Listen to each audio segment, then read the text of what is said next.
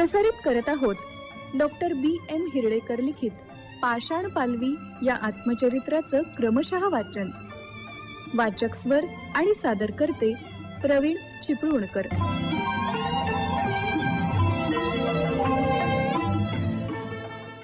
श्रोते हो, आपल्याला खरी माणुसकी, जिव्हाळा, प्रेम हे गरीब लोकांकडून किंवा म्हणूया आपण गावच्या लोकांकडूनच अनुभवायला मिळतं असं म्हणतात. कारण जसा तिथला निसर्ग निर्मळ स्वच्छ असतो तशीच तिथल्या लोकांची विचारधारा असते. असंच कोकणातल्या संगमेश्वर गावातल्या शाळेतल्या विद्यार्थ्यांकडून मिळालेलं प्रेम, गावच्या माणसांचं प्रेम याविषयी आपण हिरडेकर सरांना आलेले अनुभव गेल्या भागात जाणून घेतले. आज आता ऐकूया आंतरभारती संस्थेच्या परिवारात झालेला सरांचा सहभाग आणि तिथल्या नोकरीतले कामाचे अनुभव याविषयी. पैसा फंडाची नोकरी सोडून संगमेश्वरहून मी कोल्हापूरला आलो. घर सामान मोजकच होतं. ते R. जाधव साहेबांच्या साळोखे नगरातील घरी ठेवलं. तोपर्यंत घराची शोधाशोध करत होतो. अचानक नाना पाटील पाट पन्हाळकर यांची भेट झाली. नानासाहेब माझे भोगावच्या शाळेतले मित्र. मला 3 वर्ष सिनियर. कुंभी कासारे कारखान्यात नोकरी करत होते. गावाबरोबर सतत चांगल्यासाठी लढणारा खंबीर माणूस. त्यांना सहज म्हटलं, नानासाहेब तुमचं फुलेवाडीत घर आहे ना? ते म्हणले, हो. अहो मोठं घर बांधलंय मी, तुम्ही या राहायला. ते त्यावेळी म्हणाले, किमान 250 रुपये भाडं द्या, 3 खोल्या आहेत. चर्चेंती 180 रुपये भाडं ठरलं आणि दरवर्षी 10% वाढ. आता मी नवीन पत्त्यावर दाखल झालो होतो. दत्तकृपा वाडा, फुलेवाडी 5वा स्टॉप. फुलेवाडी ते कोरगावकर हायस्कूल किमान 10 किलोमीटरचं अंतर होतं. सुरुवातीला थोडा प्रवास बसने केला, थोडा प्रवास चालत केला, नंतर सायकल घ्यायचं ठरवलं. पण चटकन सायकल खरेदी करावी एवढे पैसे शिल्लक नव्हते. नोकरीच्या सगळ्या प्रवासात गावाकडे थोडे पैसे द्यावेच लागत होते. संगमेश्वरहून मी मनी ऑर्डरनं पैसे पाठवत होतो. कोरगावकरमध्ये फार लवकरच काही सहकारी मित्र भेटले. त्यात Namdev Patil, Ajgaonkar, Chougule sir, Shaikh sir, Patravali madam, Mane sir. Chougule sir एकदा म्हणाले की सर आपण जुनी सायकल विकत घेऊया. मी हो म्हणलो. त्यांच्या घरी सायकल पाहिली. भंगारामधली सायकल त्यावेळी मी 70 रुपयाला विकत घेतली. मला काय बोलावं ते कळेना. मी सरांचा मान ठेवून सायकल घेऊन आलो. ती सायकल पाहून सौ म्हणाल्या, अहो या सायकलवर तुम्ही बसणार कसे? म्हणजे मी म्हटलं की अजून मला सवय व्हायची आहे ना. म्हणजे टायर, ट्यूब, पंखा, कुलूप सगळं बदलून 100-150 रुपयात सायकल नवी झाली असती. फुलेवाडी 5वा स्टॉप ते कोरगावकर हायस्कूल असा सायकल प्रवास सुरू झाला. आणि त्या सुरुवातीच्या काळात मी सायकल चालवण्यात पटाईत नव्हतो. पण कशी का होईना मी सुरुवात केली. फुलेवाडी 5वा बस स्टॉप ते कोरगावकर हायस्कूल या प्रवासासाठी ताराराणी पुतळ्यापर्यंत सर्व मुख्य रस्त्यातून गर्दीतून सायकल चालवणं महाकठीण होतं. मग मी त्याला समांतर अशा कमी गर्दीच्या रस्त्यावरून सायकल दामटत असे. सायकल जुनी, पूर्ण पंखा नाही. त्यामुळं माझी बेलबॉटमची पॅन्ट कधीकधी चेनमध्ये अडकायची आणि मी कधीतरी रस्त्यावर पडायचो सुद्धा. पण ती बेलबॉटमची पॅन्ट बदलावी असं मला वाटलं नाही. आणि ती चेनमध्ये अडकलेली पॅन्ट पेडल उलटं फिरवून कशी काढायची हे कसब मी शिकून घेतलं आणि मी नव्या सायकलचं स्वप्न विसरून गेलो. मग पुढे पुतण्या, तसंच शिशिर आणि संदीपसाठी, तसंच नातू शौर्यसाठी अशा मी चांगल्या महागड्या सायकली मात्र विकत घेतल्या. मला अजूनसुद्धा एक चांगली सायकल घ्यायची आहे. पण माझ्यासाठी ते अजूनही स्वप्नच आहे बरं का. आणि आता घरातले सगळेच म्हणतायत, अहो आता या वयात कशाला सायकल, पडला बिडलात तर काय करणार. कोरगावकर हायस्कूल हे आंतरभारती संस्थेचं हायस्कूल. समाजवादी विचारांच्या मंडळींची संस्था. सेवा दलाची शाखा शाळेच्या आवारात. आंतरभारती संस्था काही समाजवादी ध्येयवादी वि. स. खांडेकर यांच्यासारख्या थोर लेखकांच्या पुढाकारानं स्थापन झालेली संस्था. शहरात वि. स. खांडेकर प्रशाला, मुक्तसैनिक विद्यालय, कोरगावकर हायस्कूल अशा 3 चांगली नावं असलेल्या शाळा. प्रत्येक युनिटमध्ये बालवाडी आणि प्राथमिकचे वर्ग होतेच. बाहेरगावी चंद्रे इथं शाळा सुरू झाली आणि त्या शाळेचं नाव चनी शेट्टी विद्यालय. त्याचप्रमाणे उदगाव इथं टेक्निकल हायस्कूल ही बाहेरची युनिट्स. संस्थेत जाणीवपूर्वक विद्यार्थ्यांच्यावर विविध माध्यमातून सामाजिक संस्कार करण्याचे प्रयत्न व्हायचे. सेवा दलाची स्वतंत्र युनिट्स होती. सगळेच शिक्षक हे अभ्यासू आणि आपापल्या विषयात पारंगत होते. उपक्रमांची रेलचेल होती. काही उपक्रमशील शिक्षक प्रत्येक शाळेत होते. शाळांची गुणवत्तासुद्धा चांगली होती. संस्थेच्या व्यवस्थापनात अध्यक्ष म्हणून डॉक्टर मिरजे, कार्याध्यक्ष म्हणून बाबूराव मुळीक, सेक्रेटरी आणि जॉईंट सेक्रेटरी या पदावर Deshpande sir, Shekhar Kasar sir, Patole sir अशी मातब्बर मंडळी होती. सेवादलासाठी अधिक काम करता यावं म्हणून बऱ्याच शिक्षकांच्या पत्नींना सुद्धा या संस्थेत नोकऱ्या दिल्या गेल्या होत्या. विविध विषयांची शिबिरं, अभ्यासवर्ग तसंच परिवार मिलन असे अनेक चांगले उद्बोधक कार्यक्रम नियमित व्हायचे. एस.एम. जोशी, नाग गोरे, मधु दंडवते, माजी पंतप्रधान चंद्रशेखर, बाबा आमटे, बाबा आढाव, यदुनाथ थत्ते, भाई वैद्य, श्याम पटवर्धन अशा माणसांची वरचेवर उद्बोधक अशी व्याख्यानं व्हायची. त्यांचा चांगला प्रभाव माझ्या व्यक्तिमत्वावर पडत होता आणि मी सुद्धा अनेक उपक्रमात आवडीने भाग घेत होतो. कोरगावकर हायस्कूलमध्ये काम सुरू झालं त्यावेळी मला कोल्हापुरात नोकरी मिळाल्याचा खूप आनंद झाला. पडळ, सांगली, संगमेश्वर ही बाहेरगावची भटकंती आता कायमची थांबली असं वाटलं. शाळेत शिंदे सर हे मुख्याध्यापक होते.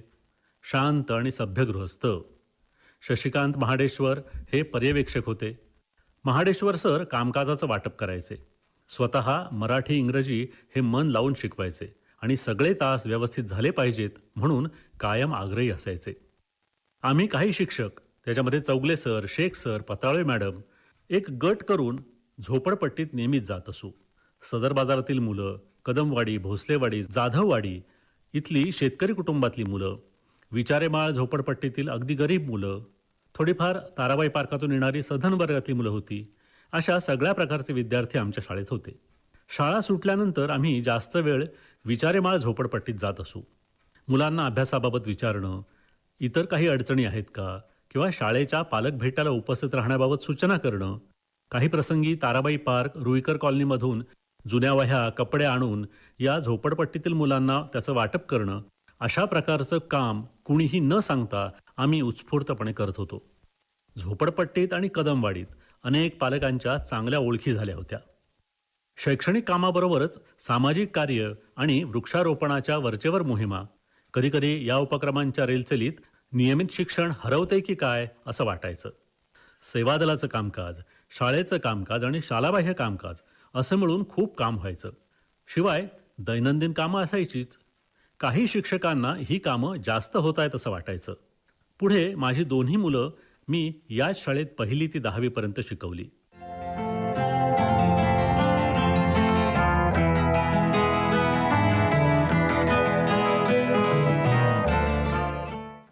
आंतरभारतीत अनेक चांगले मित्र भेटले. कासार सर त्यावेळी संस्थेचे सचिव असावेत. हिंदीचे उत्तम शिक्षक, जिल्ह्यात आणि जिल्ह्याबाहेर खूप चांगली प्रसिद्धी असलेले. शिक्षणाबद्दल त्यांना खूप तळमळ होती. ते शिक्षक संघटनेत मोठे पदाधिकारी होते. माध्यमिक शिक्षक संघटनेत शेखर कासार सर, राम पाटील सर, पुजारी सर, बी.डी. पाटील सर या सगळ्या मंडळींचं फार मोठं योगदान होतं. सरांनी मला संघटनेत काम करण्यासाठी प्रवृत्त केलं. मी कोल्हापूर जिल्ह्याचा सेक्रेटरी झालो. माध्यमिक शिक्षक संघात काम करणं हा एक वेगळाच अनुभव होता. त्यावेळी माध्यमिक शिक्षकांच्या 2 संघटना होत्या. एक गळदगे सरांची संघटना आणि दुसरी पुजारी sir, Kasar sir, Ram Patil sir, BD. Patil sir या कार्यकर्त्यांची संघटना. सेक्रेटरी म्हणून दप्तर हिशोब सांभाळायचे. लढे असतील तर त्यावेळी भाषणं करायची, घोषणा द्यायच्या. अर्थात तेव्हा मी तळागाळातला एक साधा कार्यकर्ता होतो. पुजारी sir, Ram Patil sir, Kasar sir यांची अभ्यासपूर्ण भाषणं व्हायची. शिक्षणाधिकारी, डेप्युटी डायरेक्टर यांच्या कार्यालयाला शिक्षकांच्या कामासाठी भेटणं, काही प्रश्नानिमित्त शाळांना भेटी देणं असं खूप काम असे. शिक्षक चळवळ हा एक स्वतंत्र विषय आहे. आम्ही फक्त वर्गणी देणार, पुढाऱ्यांनी आणि ठराविक कार्यकर्त्यांनी लढे द्यावेत. उपोषण धरण्याच्या वेळी आम्ही सही करून दुपारचा सिनेमा पाहणार असा बऱ्याच जणांचा प्रतिवाद असायचा. पण अन्यायग्रस्त शिक्षकांच्या अडचणी सोडवण्यात एक वेगळाच आनंद असायचा. नेत्यांचं झोकून देणं, त्यांची भाषणं भारावून टाकायची. त्यावेळी नेमकं कसं काम करायचं हे कळायचंच नाही. शाळेचं नियमित काम, शिकवणं, हजेरी, गृहपाठ तपासणं, शाळेबाहेरचं काम, संघटनेच्या बैठका, आंदोलनं, मी त्यावेळी किती काम करत होतो याचं मला आजही आश्चर्य वाटतं. शेखर कासार सर आणि राम पाटील सर यांच्याशी माझी खूप चांगली मैत्री झाली. दोघेही अतिशय प्रेमळ. मित्रांच्या मुलावर सुद्धा आपल्या मुलासारखं प्रेम करायचे. शिक्षणावर चर्चा करायला त्यांना फार आवडायचं. राको सर, शेख सर ही जोडी अगोदरपासूनचेच मित्र. ते दोघे सुद्धा माझे चांगले मित्र झाले. अडीअडचणीत मदत करणारे, काही व्यावहारिक सल्ले देणारे. आम्ही कायम हास्यविनोद आणि मुलांच्या बरोबर सहली असे अनेक उपक्रम करत होतो. पत्रावळे मॅडम हे मात्र एक वेगळं व्यक्तिमत्व होतं. संस्थेचे तत्कालीन अध्यक्ष डॉक्टर मिर्जे यांच्या त्या कन्या. स्वतःची इंडस्ट्री असणारे त्यांचे यजमान प्रकाश पत्रावळे. श्रीमंत कुटुंबात जन्मलेल्या, MSc BEd झालेल्या, चांगल्या शिक्षिका. मुलांच्यात रमण्याची हौस, फिरण्याची आणि वृक्षारोपणाची प्रचंड आवड. वागणंसुद्धा एकदम सभ्य आणि निगर्वी. मदतीला सर्वात पुढे, कायम उत्साही. शेख सर मात्र मुलांच्यात रमणारे आणि रंगरेषांचे जादूगार. साधा माणूस, सगळं काही जाणून घ्यायला उत्सुक असलेला. त्यांच्या झोळीत कायम 2-3 टोप्या असायच्या. एक टिपिकल मुसलमान समाजात वापरतात तशी, एक गोल्फ कॅप आणि एक गांधी टोपी. ते या सगळ्या टोप्या कधी आणि कशा वापरायचे हे मात्र अजूनही कळालेलं नाही. राको आणि Shaikh sir cycle specialist. Cycle कुठेही लावून टोपी अडकवून फिरायला जायचं. मी त्यांना कितीदा सांगायचो की अहो सर, तुमची टोपी बरोबर घ्या, कोणीतरी घेऊन जाईल. पण अजूनही त्यांची टोपी कुणीही नेलेली नाही. आंतरभारतीच्या संस्था चालकात डॉक्टर मिर्जे सर आणि श्याम पटवर्धन ही भावलेली माणसं. मिर्जे काका चांगलं शिकवणाऱ्या शिक्षकांचं कौतुक करायचे. गुरुजी, तुम्ही छान शिकवताय, चांगलं करा. आम्ही झोपडपट्टीत शाळा काढली आहे, तेव्हा मुलं चांगली शिकू देत. स्वतःची वैद्यकीय प्रॅक्टिस सांभाळून काही संस्थांचे ते पदाधिकारी होते. अतिशय साधे, प्रेमळ, सतत हसणारे, कायम उत्साही आणि संस्थेच्या सर्व शाखात सर्व कार्यक्रमांना उपस्थित राहायचे. श्याम पटवर्धन सर, त्यांना आम्ही श्याम काका म्हणत असू, पूर्णपणे समाजवादी आणि गांधीवादी विचारांचे. अतिशय साधं बोलणं, पण ठाम. प्रत्येक वेळी त्यांच्याशी बोलताना काहीतरी चांगलंच कानावर पडायचं. कायम खादीच्या पेहरावात असायचे. मी आंतरभारती सोडताना मला नोटीस पे भरायचा होता. माझ्याकडे त्यावेळी 3 महिन्याचा बेसिक पगार भरण्याइतके पैसे नव्हते. श्याम काका हे पदाधिकारी या नात्यानं म्हणाले, नोटीस पे तुम्हाला द्यावा लागेल. पैसे नसतील तर जेवढे आहेत तेवढे द्या आणि बाकीचे केव्हा देणार ते सांगा. मी तुम्हाला सेवेतून मुक्त करायला सांगतो. त्यांनी माझ्यावर विश्वास ठेवून मला सवलत दिली, पण संस्थेचा नियम मोडला नाही. मी सुद्धा राहिलेली रक्कम प्रामाणिकपणे त्यांच्याकडे नंतर सुपूर्द केली.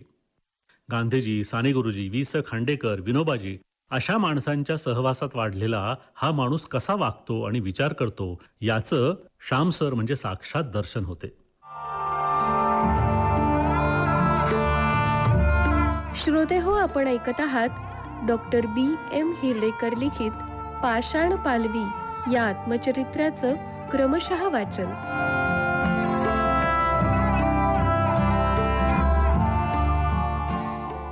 आंतरभारतीमध्ये चांगलं काम करणारी आणखी बरीच माणसं होती. त्यामध्ये भरत लाटकर हे खास लक्षात राहणारे. सेवादलाचा सच्चा सैनिक. शाळेसाठी आणि संस्थेसाठी तसंच सेवादलासाठी सतत राबणारा माणूस. समाजवादी विचार मनात पक्का भिनलेला. सच्चा कार्यकर्ता. शिबिरं घेणं, खेळांच्या स्पर्धा घेणं, सामुदायिक गायनाच्या स्पर्धा, नाताच्या स्पर्धा घेणं. मोठ्या पातळीवरील संयोजनात एकदम निष्णात. जनसंपर्क एकदम चांगला. स्वतः खेळाडू तसंच वादक आणि खड्या आवाजातला गायकसुद्धा. अनेक गंभीर आजारपणाला परतवून ते अजूनही कार्यरत आहेत. साधनेची वर्गणी आणि सेवादलाची देणगी मागण्यासाठी दरवर्षी अजूनही येतात. देणगी कितीही असो, कितीही वेळा येणार. मजेशीर बोलून वाद घालून जाणार. पण असे शिक्षक आजकाल फार दुर्मिळ झालेले दिसतात. दुसरी एक व्यक्ती म्हणजे मीरासाहेब मगदूम. मी शाळेत होतो त्यावेळी ते प्रतापसिंह विद्यामंदिर प्राथमिकचे मुख्याध्यापक होते. माझ्या दोन्ही मुलांचे शिक्षक. शाळेची मुलं शिष्यवृत्ती परीक्षेत नंबरात आणणं, खेळांच्या स्पर्धात नंबर आणणं, सर्व प्रकारच्या सहशालेय उपक्रमात विद्यार्थ्यांना पुढे आणणं, शाळेचा निकाल सातत्यानं 100% राखणं, या सर्वात हातखंडा असलेले असे ते मुख्याध्यापक होते. कडक शिस्त, टीम बांधणीचं उत्तम कौशल्य, सहकाऱ्यांना रागावून सुद्धा जवळ ठेवणं, कोणाच्याही अडचणीत मदतीला येणं ही त्यांची खासियत. सरांनी नंतर आंतरभारती संस्था सोडून स्वतःची संस्था काढली. माझी शाळा. सामान्यांची, गरिबांची, कष्टकऱ्यांची मुलं असणाऱ्या या शाळेचा निकालसुद्धा 100%च असतो. याशिवाय परिसरातील लोकांना घेऊन अनेक सामाजिक उपक्रम राबवतात. अजूनसुद्धा समाजवादी विचार जपून प्रबोधन करणं, गरजूंना सहाय्य करणं यासाठी ते कार्यरत आहेत. आंतरभारतीतील अनेक शिक्षक आपापल्या विषयात पारंगत होते. त्यामध्ये पाठक सरांची मराठी शिकवण्याची खास शैली होती. व्याकरणाचं उत्तम ज्ञान, गुणी आणि मुलांच्यावर अतोनात प्रेम. आपले विद्यार्थी नसलेल्या विद्यार्थ्यांच्या घरी जाऊन सुद्धा त्यांचं कौतुक करणारे, त्यांना प्रसिद्धी देणारे, त्या मुलांच्याबद्दल इतरांना भरभरून सांगणारे असे हे शिक्षक होते. मातृभाषेचं ज्ञान आणि प्रेम आणि त्याचबरोबर शिक्षण प्रवाहात डुंबता डुंबता प्रत्यक्ष जलतरण तलावात सूर मारणारा हा अवलिया. आंतरभारती परिवारात खूप भावलेलं आणखी एक व्यक्तिमत्व म्हणजे डॉक्टर चंद्रकांत पाडगावकर सर. उत्तम शिक्षक, उत्तम वक्ते, हिंदी भाषा पारंगत, आयुष्याच्या अखेरपर्यंत लिहित राहिले, बोलत राहिले, फिरत राहिले आणि विशेष म्हणजे पगारातून आणि पेन्शनमधून सुद्धा अनेक लोकांना मदत करत राहिले. ध्येयवादी, निष्ठावान मंडळींनी सामान्यांची मुलं शिकण्यासाठी आंतरभारती संस्था आणि काही शाळा सुरू केल्या होत्या. आपल्या संस्थेत शिकणारी पिढी समाजभान असणारी, सामाजिक बांधिलकी जपणारी, त्यांच्यावर मानवी मूल्यांचे संस्कार झाले पाहिजेत अशी त्यांची विचारसरणी होती. ती अभ्यासाबरोबरच इतर क्षेत्रात सुद्धा पुढे यावीत अशा अनेक उदात्त हेतूंनी ही संस्था उभारली होती. ही स्वप्न काही प्रमाणात सत्यात सुद्धा उतरली, पण अजून खूप काही करणं बाकी आहे.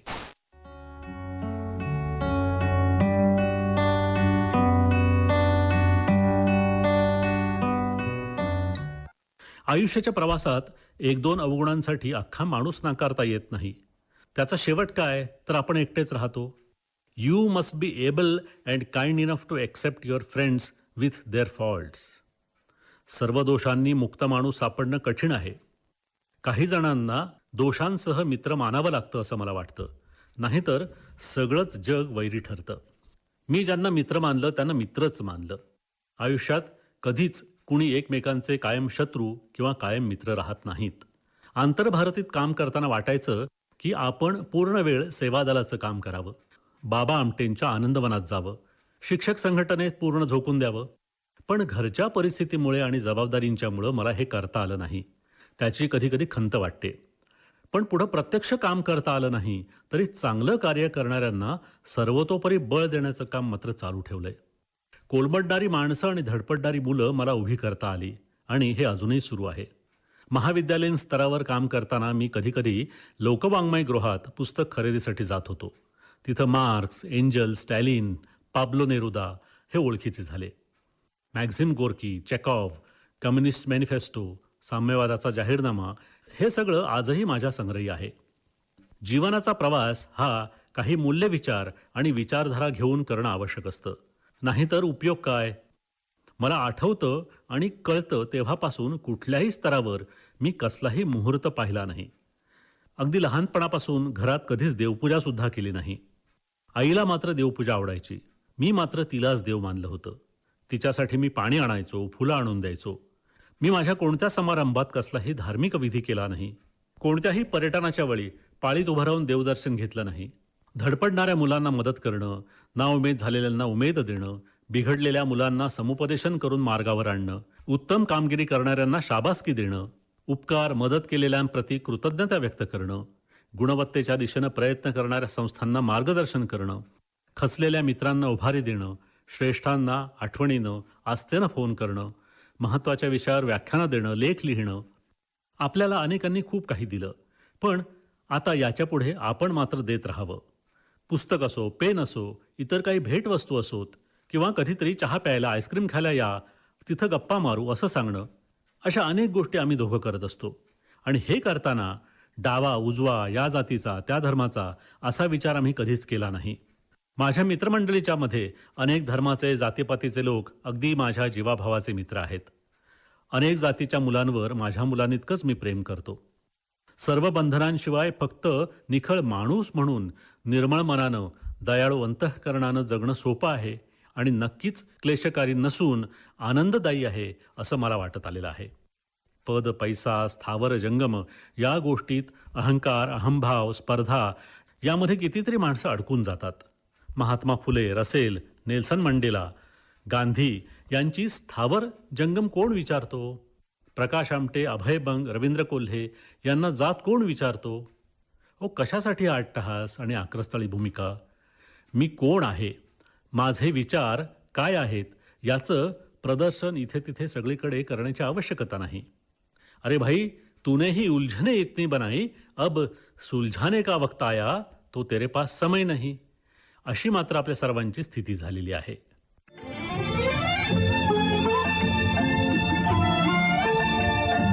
Doctor B.M. हिरडेकर लिखित पाषाण पालवी या आत्मचरित्राचं क्रमशः वाचन आत्ताच आपण ऐकलत. निर्मिती सहाय्य अमृता खानोलकर. सादर करते प्रवीण चिपळूणकर.